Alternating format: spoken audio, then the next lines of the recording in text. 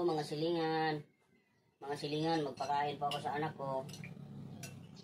Nasubuan ko yung anak ko mga silingan kasi kagagaling niya lang sa lagnat kasi may bulutong siya mga silingan. Pero pagaling na yung mga bulutong niya. Yan. Hindi nakapasok sa school yung anak ko mga silingan dahil sa bulutong. Siyempre, bawal din siya mag-school kasi makahawa.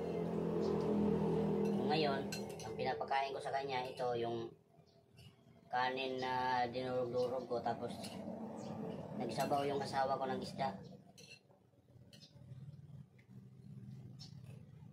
Kaya yung pinapakain namin sa kanya ngayon mga silingan, yung kanin na may sabaw talaga. Kasi masakit yung lalamunan niya. Masakit paglunok, kaya kailangan laging may sabaw.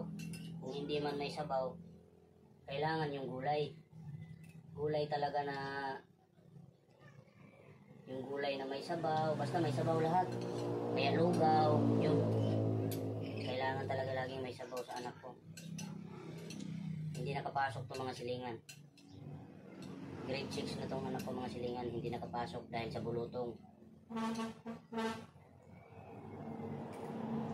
Kaya ngayon, natatakot naman ako. Alam niyo kung bakit natatakot ako? Baka ako naman ang simba ko mahawaan. Kasi hindi pa ako nakasubok nitong bulutong. Sana hindi ako mahawaan. Hindi nakapasok sa school mga silingan.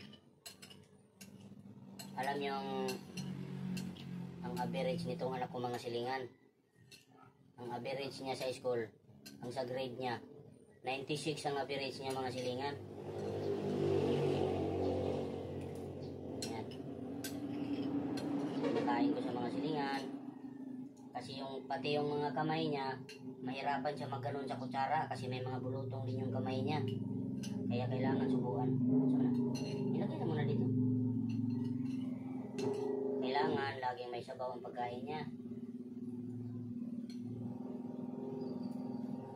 Pero yung mga bulutong niya mga silingan, pagaling na kasi mga ano na parang nasunog na ba, may itim na, parang lumiliit na yung mga mga bulutong niya. Pagaling na. Ang una na bulutong dito, ano to sila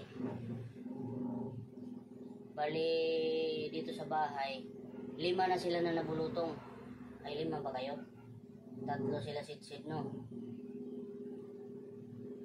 O 5, ay 6 pala sila nabulutong dito sa bahay. Kaya nga natatakot na ako Buti pa yung asawa ko. Tapos na daw siya nagkabulutong, ako hindi pa. Magampo na lang ko ano yung mga silingan nga di ko mahawa kayo hindi pa ako nakasubok ng bulutong.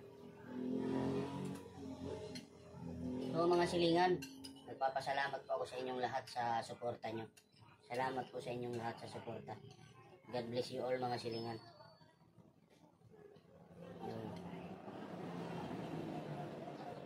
Buti nga ngayon, yung anak ko wala na siyang lagnat. Kaso sinusubuan ko pa rin siya. Yung kanin na may sabaw na may isda. Para hindi siya mahirapan sa paglunok. Kailangan laging may sabaw. Tsaga-tsaga lang hanggang sa kumaling. Siguro mga next week, mga Monday siguro, makapasok na to sa school.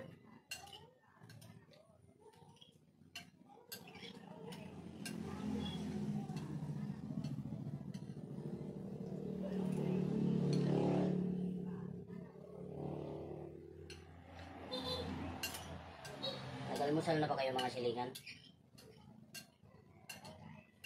Kumain na rin kayo mga silingan. Ganito talaga ako silingan pagka masama yung pakiramdam ng mga anak ko. Kailangan talaga natin silang anuhin. Alagaan ng maayos. Pero yung bulutong naman niya mga silingan, pagaling na.